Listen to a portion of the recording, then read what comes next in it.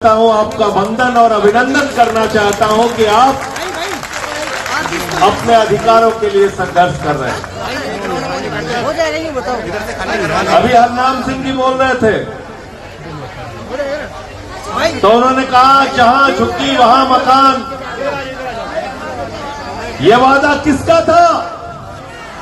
भारत के प्रधानमंत्री नरेंद्र मोदी ने पूरे चुनाव में चिल्ला चिल्ला के कहा था जहां झुकी वहां मकान, जहां झुकी वहां मकान। अरे जहां झुकी वहां मकान तो छोड़ो, 300 साल से जो गांव बसा है उसको उजाड़ने के लिए तुम लोग आ गए हो, इसलिए हमारी लड़ाई तुम्हारे खिलाफ है। और 6 महीने से एक ही काम भारतीय जनता पार्टी कर रही है दिल्ली में। पूरे चुनाव के दौरान कहा जहां झुकी वहां मकान।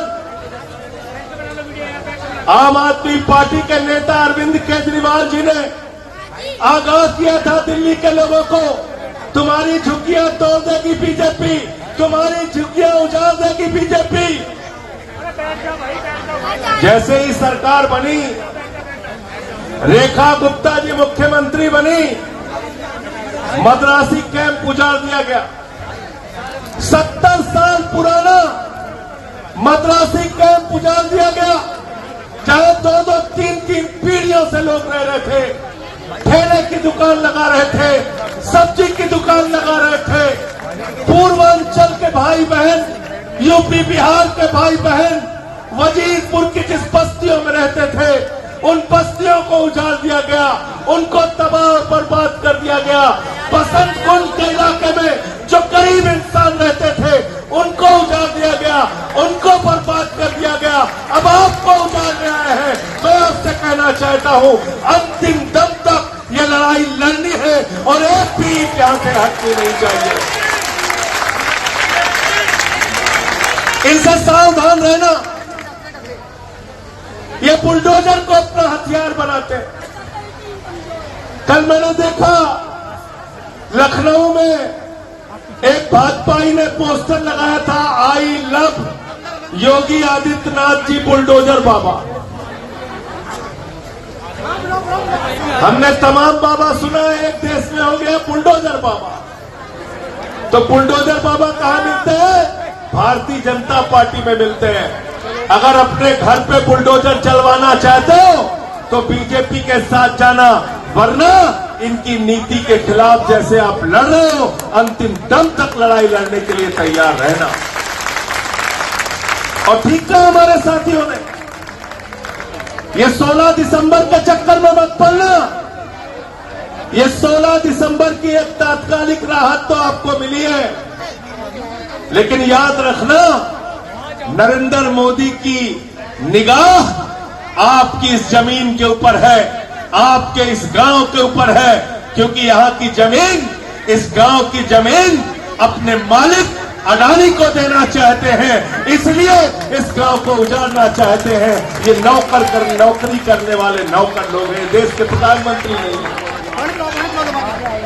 ये नौकर है अडानी के, ये गुलामी करते हैं अडानी अंबानी की, ये उनके इशारे पे नाचने वाले लोग हैं। आपकी जमीनों पे आपका घर तोड़ देंगे, आपको चौराहे पे खड़ा कर देंगे, यहाँ के स्कूल अस्पताल तोड़ देंगे और ये जमीन अडानी को उठा के देंगे उद्योग लगाने के लिए, होटल बनाने के लिए।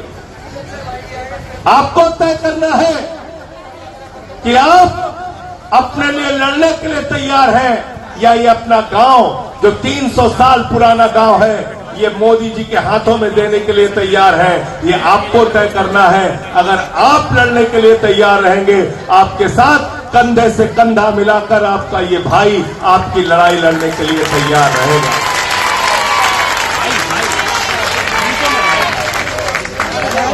जैसे भी आप चाहेंगे, धरना हो, प्रदर्शन हो, सड़क पे लड़ना हो या देश की संसद में लड़ना हो, आपकी इस लड़ाई में आपके साथ खड़ा रहूंगा।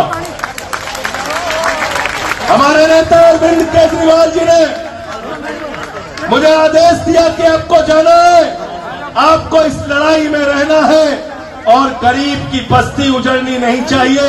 उसके लिए जो कुछ भी खामियाजा उठाना पड़ेगा उसको उठाने के लिए तैयार हैं। हम लोगों को तो जेल और मुकदमे सब कुछ मिल गए, सब कुछ मिल गया, जेल मुकदमा सब। लेकिन न जेल से डरना है, न मुकदमे से डरना है, न लाठी डंडे से डरना है। लेकिन इनसे जरा सावधान हो जाओ, इनकी नफरत की राजनीति से सावधान हो जाओ। अभी क्या बोला इनके एक नेता ने, कहने लगे देखो तकनीक का इतना विस्तार हो गया है कि अमेरिका वाला भगवा रंग का आईफोन बना रहा है। बोले नहीं बोले, ऐसे ही बेवकूफ बनाते हैं आपको। तो अब अमेरिका वाला अगर भगवा रंग का चक्कू बनाएगा और आपके पीठ में मारा जाएगा भगवा चक्कू, तो कहेंगे पूरा मत मानना, ये भगवा चक्कू है आपके पीठ में मारा जा रहा है। तो ये भाजपाई जो है, ये भाजपाई भगवा 56 छुरी है, भगवा 56 छुरी। इनसे सावधान रहना। ये अपना भगवा रंग का हाथ में छुरा लेके आपकी पीठ में मारने के लिए तैयार है, आपके पेट में मारने के लिए तैयार है। इनसे सावधान हो जाना, वरना इनके हिंदू मुसलमान के एजेंडे में अगर फंसे रहोगे तो कभी तुम्हारा घर उजाड़ेंगे, कभी स्कूल उजाड़ेंगे, कभी अस्पताल उजाड़ेंगे। आपकी तकदीर को बर्बाद करने के लिए ये भारतीय जनता पार्टी दिल्ली में आई है। इसको यहां से खदेड़ना होगा और हम आपकी लड़ाई में आपके साथ करें। बहुत बहुत शुक्रिया, बहुत बहुत धन्यवाद। माफी चाहते हुए आज अभी एक कार्यक्रम में मुझे और जाना है, इसलिए मैं यहां से निकल रहा हूं। विधायक जी और बाकी साथी हमारे यहां मौजूद रहेंगे। फिर से एक बार आपका बहुत बहुत आभार कि आपने इस लड़ाई में, इस संघर्ष में शामिल होने के लिए मुझे यहाँ